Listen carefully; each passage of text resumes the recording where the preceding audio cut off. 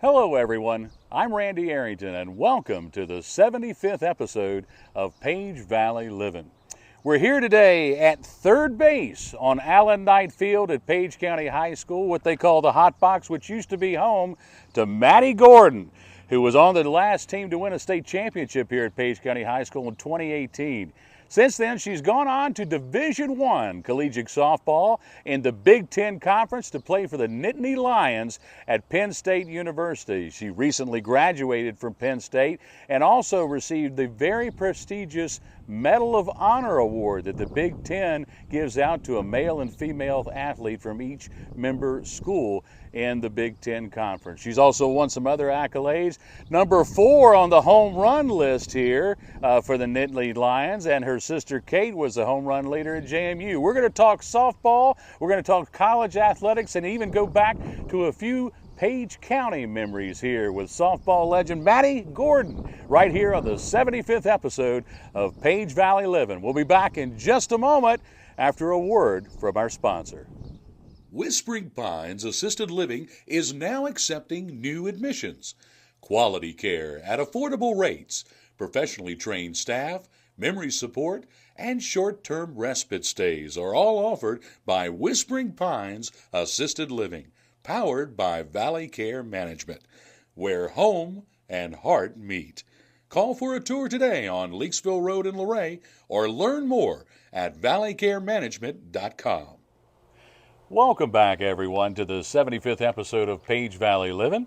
We are recording here at Allen Knight Field at the Page County High School Softball Complex on Tuesday, July 1st, but we're only going to be airing it until July 16th, Wednesday, July 16th. We're having a little bit of a delay because we were fortunate enough to get Maddie here today when she just had a couple of days back with family. She graciously gave her hour of our time, but we want to get some July 4th shows in first, and then we're going to come back to this interview. So we'll be airing on Wednesday, July 16th, but we're here today on Tuesday, July 1st.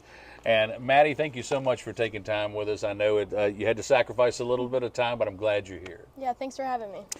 You just graduated from Penn State University, a wonderful institution, and we're going to talk all about your college years in our second segment, but we're going to go back down memory lane, and we're going to talk about the Panther days here a little bit as we sit here in front of the press box, right underneath a sign talking about state championships and 2018. That was a very, very special year, the last year that the Panthers captured a state title. Do you have any special memories from that season? I think the best memory would be winning the state title, and my brother, the baseball team, also won it, so it was really cool we both won a state title on the same day. That's on the same day. I knew it was the same year. I didn't realize it was the same day. 2018, that was a big year on the diamond for the Panthers with 2 state championships. Now, you started playing softball, travel softball, when you were in the 6th grade. Now, I think I kind of know where the inspiration came from, but what got you started so young, and what got you really into softball? I always joke that my family, I was born and bred to play softball, but I have my sister who is a phenomenal softball player. My brother also, he played baseball, and then both my parents played softball and baseball, so I think just from a young age I started playing and fell in love with the game. Well, I don't have to tell you that a lot of people in this county have a lot of respect for your mom, who's been involved in PACA for many years, Page Alliance for Community Action, and she has been serving as the chairman of the Page County School Board, as I'm sure you well know. But what people may not know is that Mom, Megan, was a 2-sport athlete at Bridgewater College. She played volleyball and softball, as did your father, Buck, who played football, and baseball at Bridgewater College. And your dad even had 3 years in the Cubs organization, as I've been told. Your brother played baseball at Milligan College in Tennessee, and as you said, was on that 2018 championship team. So kind of in the genes, I guess. Yeah. Now let's talk a little bit more about you were recruited really early. You went on the campus of Penn State University in the fall of your freshman year of high school, knowing that that's where you might be going. How did you have Division I college coaches looking at you when you were, 15? How did that happen? I just learned from my sister. She's 6 years older than me, so she had the recruiting journey, and she gave me all the tips and tricks and kind of told me which way to go with it. And so I think that really helped me to get on the radar early and kind of understand the best things to do to give myself the best chance. And I was remiss when I was going through your family. Left out Kate Gordon, who finished at JMU, a Division I college softball program, being one of their best players of all time. She led them, I believe, in career batting percentage, slugging percentage, and home runs. And you wound up being about fourth in home runs at Penn State. Is that right? I believe so. I'm not quite sure. Oh, come on, Well, you're both home run leaders. Did you hit a lot of home runs in high school? I think so, maybe. I'm not sure. I just tried to hit the ball. Well, I know in your freshman and sophomore year, you were named first team all district. Your freshman year, you were second team all region. And you were then in your sophomore year, you were first team all region. Freshman year, you got that state title. Sophomore year, the Panthers returned to state and lost in the state semifinals in 2019. But there were 2 region titles during that time. And I'm just wondering, is there any accolade or anything that stood out in high school that that you're most proud of? Honestly, I would say it's the state title game. That was probably my favorite thing that I ever won in high school, was going and winning a championship with my team. Well, I guess so. I mean, that's what every player wants, right? To win the title, to hoist the hardware and bring home that championship. Yeah, Coach Alan Knight, legendary coach. He's been inducted into the Virginia High School Hall of Fame, Virginia High School League Hall of Fame. Has over 1,000 victories as a coach between softball, volleyball, and I believe 7 state titles between the 2 sports. Is there one thing that Coach Knight taught you that has stuck with you over the years? I was lucky enough to have Coach Knight not only in softball but in volleyball, and he just really showed me to always just give it everything you've got and to keep being a student of the game no matter what. No matter how many years of experience you have, you can always learn something, and I think that's something that I always took with me. So I can thank Mr. Knight for showing me that we can always put in the hard work and we can always keep learning. Tough fellow, but he loves his players, doesn't he? He really cares. You played 3 sports in high school. You also played volleyball and basketball. Is there one of the other sports that you kind of missed sometimes since you sunk everything into softball, or was it always softball? I definitely miss volleyball. That was such a fun sport. Could just go out there, be athletic, and have fun. Didn't really always know what I was doing, but I had a lot of fun playing. And Coach Knight was your coach for that as well, right? Yeah. Okay. Do you remember anything from volleyball that he taught you specifically? That I can get to every ball on my feet and that I actually don't need to dive. Couple more questions here talking about this. You were ranked as one of the highest infielders in 2020. You were number 71 infielder in the country when you were being recruited. And was there anything in the recruitment process that stood out that you might warn or tell other athletes that are being looked at by multiple schools? Any advice you give them? I would say it's definitely tough. It's very competitive. There's a lot of girls who want to go play collegiate softball, so you just got to find something to make yourself stand out and then take it and run with that. So however you can make yourself stand out, use it to your advantage. All right, very good, very, very good. And something that's asked often, but I still think it's an important question because I'm always curious to hear the answer. What is the toughest part of the transition from playing high school athletics to playing collegiate athletics? I would say the toughest part is you get to college and everybody was the best player on whether it's their travel team, their high school team, and then now you put all the best players on one team together and you really have to fight for a position, and it takes a lot of learning and failing and growing from that when you get there. Did you feel welcomed and comfortable, or were you more intimidated because it was such a competitive atmosphere? I think Penn State and my coaches specifically do an amazing job of making it feel like a family atmosphere. So as soon as I stepped on campus, I knew I was there to compete, but I also knew that those girls were my friends and that they, at the end of the day, wanted the best for me. So I would say I was comfortable while also knowing that I had to compete for a spot. Well, I think you have really made a name for yourself, and not everybody's just talking about what Kate Gordon did back in the College World Series in 2020, I believe. 2020 or 2021? I think it's 2020. I think it might have been 2021. 21, yeah, you're right. 2021 out in Oklahoma. Were you out in Oklahoma or city? Did you get to see her play at all? No, unfortunately, I did not get to go see her play just because of graduation, high school ball, all the different things with graduating high school. But I did definitely watch every game. I remember the team would come over and we'd watch at our house, and everybody was cheering them on. So it felt like we were there. But How we weren't about the actually. moment that she hit that home run to win the game against Oklahoma? Did you see that? Yeah, that was awesome. We were so excited. I remember that. That was a lot of fun. I remember watching that. It was a lot of fun from my perspective, and I think a lot of people in Page County could say the same thing. Well, thanks for walking down memory lane with us. When we come back after commercial, we're going to talk about her years at Penn State playing Division I college softball, and also talk about the recent accolade that she just won called the Medal of Honor, which is only bestowed upon one male and one female athlete at each member school in the BigTen Conference. We'll talk big college athletics with Maddie Gordon when we come back in just a moment. Hawksbill Assisted Living in Luray is now accepting new admissions. Hawksbill Assisted Living, powered by Valley Care Management, offers quality care at affordable rates, professionally trained staff, and veterans aid and attendance. Come visit Hawksbill Assisted Living, located near the beautiful Hawksbill Greenway in Luray. Call for a tour today or learn more at valleycaremanagement.com.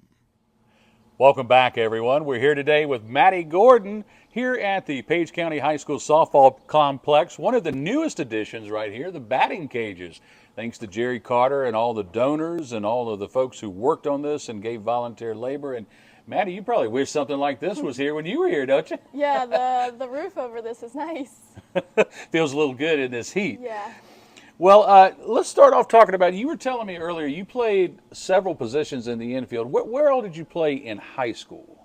In high school, I mainly played third base and I pitched. Okay. Yep. And then when you transitioned to college, does that change some? Oh, yes, definitely. I played second base, third base. I did pitch one inning in my career. I played outfield. Wherever they needed me is where I went. And I guess that maybe was impacted by injuries or player changes or things like that when you got shifted around? Yeah, and honestly, just opportunity to play. Wherever coach said they needed a player, I always volunteered because any way to get on the field was a great way to get on the field. That's how I looked at it. So if they needed me to be an outfielder, I was an outfielder. Well, you obviously did well on the field. As we said, you ended your career being number 4 in the home run career records for Penn State University with 28. Now you know that number, I know. But also, you were extremely impressive in the classroom. Just recently, as we mentioned earlier, you were a Medal of Honor recipient in the BigTen Conference, along with the tight end from the football team, Tyler Warren, who's also from Virginia, which is kind of neat that the two Nittany Lions to get the Medal of Honor were both from Virginia. And this is reserved. It was an award that was established back in 1915 as one of the first awards in intercollegiate athletics to honor academics among these student athletes. And it's been going on for quite a long time. Tyler, as we said, Tyler Warren, the tight end for the football team, he graduated in 3 years with a degree, then earned a second degree, and had a 3.36 GPA. But our own Maddie Gordon was also a double major and had a 3.93 GPA. I assume that probably had to be at the highest for any athlete at Penn State, right?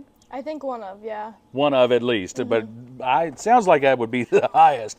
And I'm wondering, how in the world did you find time to develop your skills, be in batting cages and taking batting practice and playing in games, which is much longer than just a few months in the season. That's a year-round thing at the Division I level. How did you find time to do all of the things that we're going to talk about in a minute off the field, volunteer work you did, and maintain a 3.93? How'd you do that? I think it started with my family. They always say you're a student first and then an athlete. And then I got to college and my coaches were the exact same way. And Penn State really does prioritize their academics, so we had all the resources that I could think of to help me stay on track, not only athletically, but academically too. Now, you double majored. What were your two majors?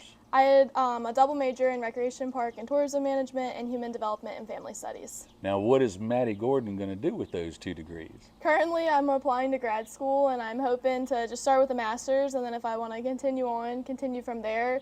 But I really fell in love with like youth sports studies, and I worked in a lab in undergrad that the professor actually like studied youth sports and everything like that. So if I can stay involved in sports in that way, I think it'd be really cool.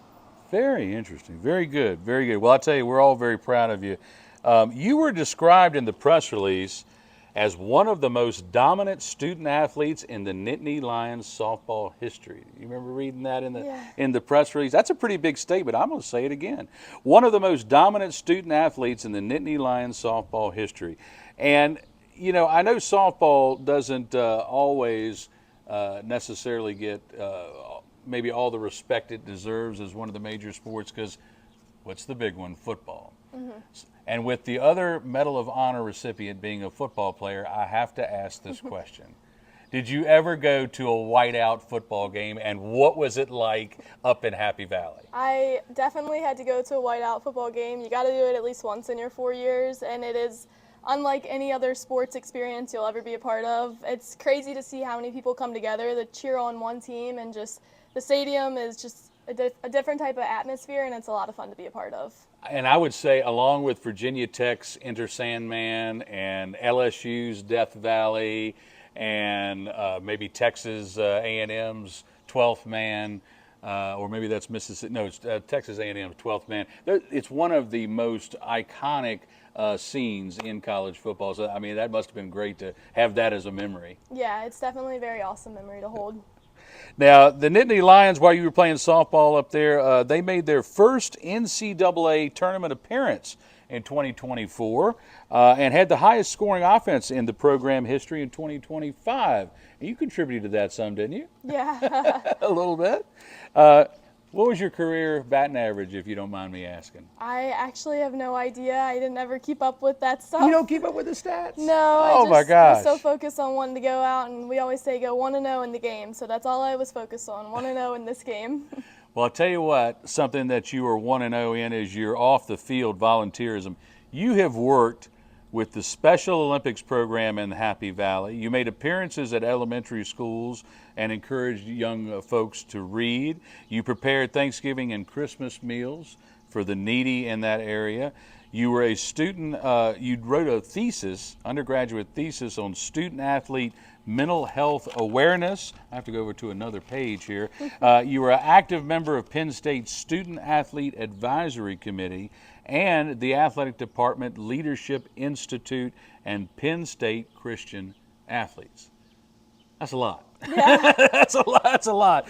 Let's start off with talking about the Special Olympics. How did you get involved with those? So we actually have this, it's called PA Pink Zone, and it's what our basketball team does every year. And we met a young lady who's a part of Special Olympics, and she does softball as one of her sports, and just making that connection. And then I've stayed in contact with her since I believe my sophomore year, and so whenever I can, I try to go to the Special Olympic events that they have at Penn State. But then she also keeps me up to date on everything that they're doing with Special Olympics, and so it was through that connection that I met her at this basketball event. And then from there, she was a Special Olympics softball player, and I was like, well, this is awesome. And so that's how I kind of got involved, was just making that relationship.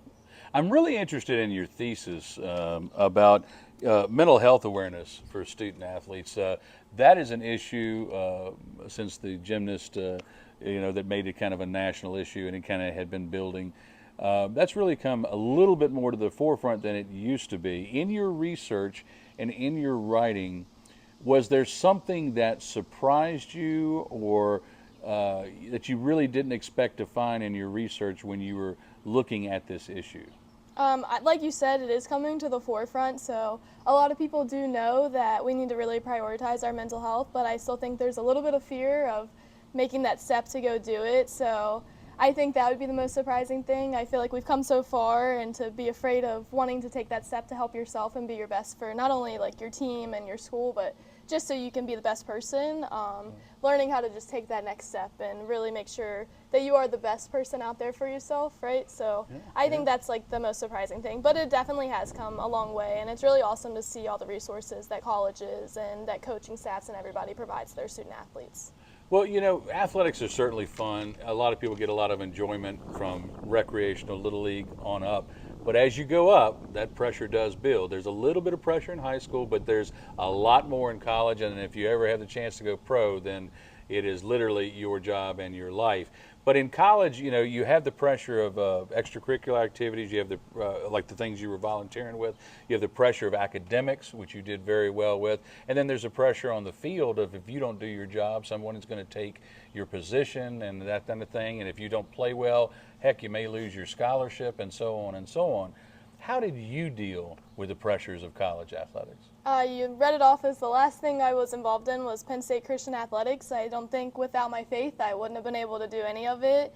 And I think just finding what is that thing that at the end of the day roots you to why you do what you do. And I did it all to try to bring glory to God. And I had the right community and the right people around me, luckily.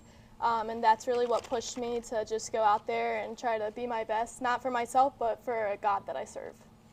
Well, I think that pretty much also answers the question I was going to ask. What's the key to success in college athletics?